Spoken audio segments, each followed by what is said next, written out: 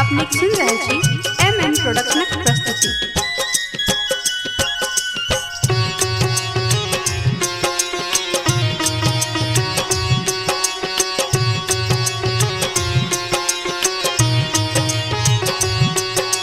परम पात के हम छी जननी छी तोरे संतान। परम पात के हम छी जननी छी तोरे संतान। बिसरी हमर सब भूल हे मैया करियो हमर कल्याण। बिसरी हमर सब भूल हे मैया करियो हमर कल्याण।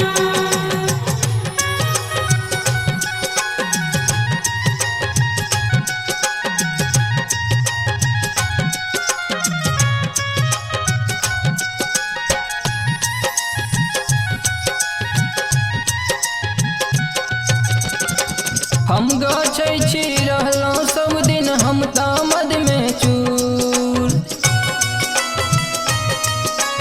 हम गछै छी रहलहुँ सब दिन हम तामद में चूर। कहियो तोहर ध्यान न धेलहुँ दरसँ रहलहुँ दूर। कहियो तोहर ध्यान न धेलहुँ दरसँ रहलहुँ दूर। बिसरू सब नादानी जननी बिसरू सब नादानी जननी नहीं चल हमरा ज्ञान। बिसरी हमरे सब भूल हे मैया करियो हमर कल्याण। बिसरी हमर सब भूल हे मैया करियो हमर कल्याण।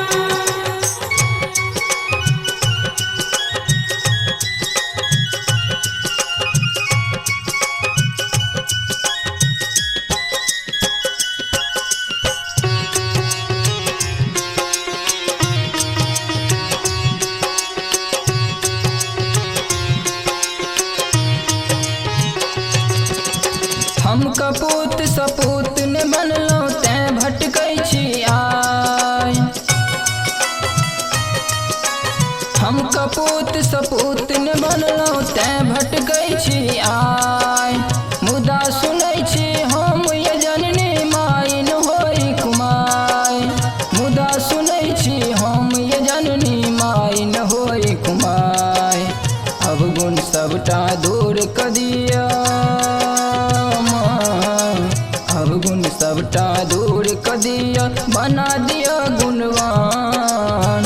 बिसरी हमरे सब भूल हे मैया करियो हमर कल्याण।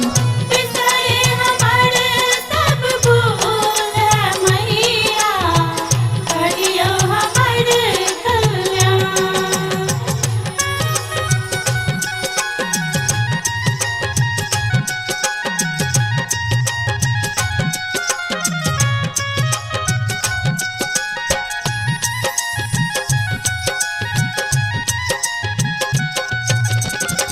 वेद पुराण लिखल छै जननी महिमा तोहर अपार।